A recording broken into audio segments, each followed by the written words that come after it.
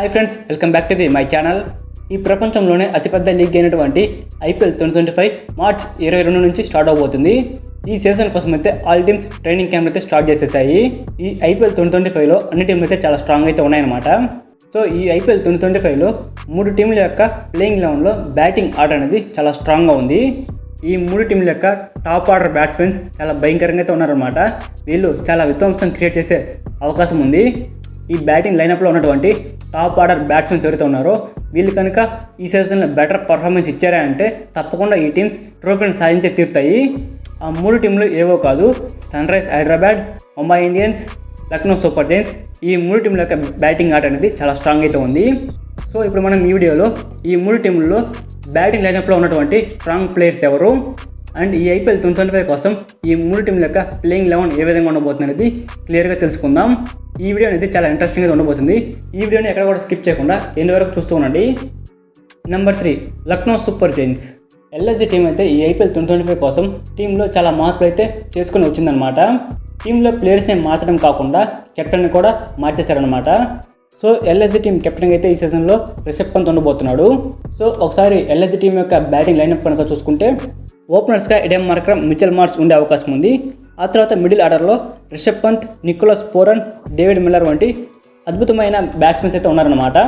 LSG టీంకి అద్భుతమైన opening పార్ట్నర్షిప్తో పాటుగా మిడిల్ ఆర్డర్లో విధ్వంసకర బ్యాట్స్మెన్స్ అయితే ఉన్నారన్నమాట. Aiden Markram and Mitchell Marsh మంచి ఓపెనింగ్ కనుక ఇచ్చారంటే తర్వాత వచ్చే బ్యాట్స్మెన్స్ చాలా ప్రమాదకరంగా మారే అవకాశం ఉంది. సో ఈ 5 మందితో పాటుగా ఈ టీంలో ఆయుష్ బదోని, అబ్దుల్ సమాద్ లాంటి యంగ్ అండ్ టాలెంటెడ్ ప్లేయర్స్ ఉన్నారు. సో ఇప్పుడు ఎల్ఎస్జీ టీం యొక్క ప్లేయింగ్ లెవెన్ కనుక చూసుకుంటే Mitchell Marsh, Aiden Markram, Nicholas Pooran, Rishabh Pant, Ayush Badoni, David Miller, Abdul Samad, Avesh Khan, Ravi Bishnoi, Mohsin Khan, Mayank Yadav. So ఈ ప్లేయింగ్ లెవెన్తో అయితే ఎల్ఎస్జీ టీం ఈ సీజన్లో అడుగుపెట్టే అవకాశం ఉంది. సో ఎల్ఎస్జీ టీం యొక్క బ్యాటింగ్ యూనిటే కాకుండా బౌలింగ్ యూనిట్ కూడా చాలా స్ట్రాంగ్ అయితే ఉంది. ఈ సీజన్లో ఈ టీం తోటి ఎల్ఎస్జీ టీం కప్ కొట్టే ఛాన్స్ కూడా ఉందన్నమాట. అండ్ ఐపీఎల్ 2025లో డేంజరస్ బ్యాటింగ్ లైనప్ ఉన్నటువంటి సెకండ్ టీం వచ్చేసి మన sun Risers Hyderabad team. Last ఇయర్లో మనం చూసాము మన సన్ రైజర్స్ హైదరాబాద్ టీం ఏ విధమైన విధ్వంసకరం సృష్టించిందనేది. లాస్ట్ సీజన్లో Travis Head and Abhishek Sharma కలిసి 9.4 ఓవర్లలోనే 160 పరుగులను ఎల్ఎస్జీ టీం మీద ఛేదించడం జరిగింది.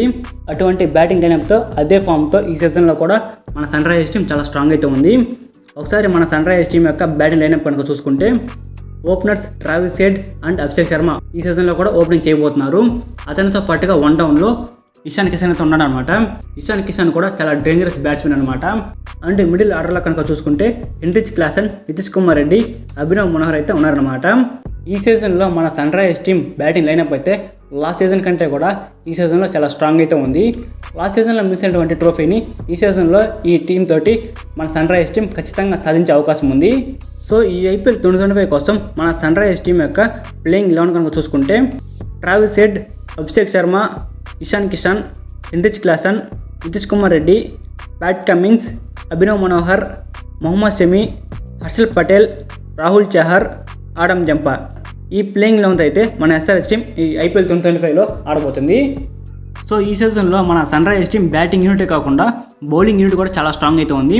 మొహమ్మద్ షమి, హర్షల్ పటేల్, ప్యాట్ కమిన్స్ లాంటి ఫాస్ట్ బౌలర్స్ అయితే ఉన్నారనమాట. వాళ్ళతో పాటుగా రాహుల్ చహర్, ఆడమ్ జంపా లాంటి స్పిన్నర్స్ అయితే ఉన్నారు.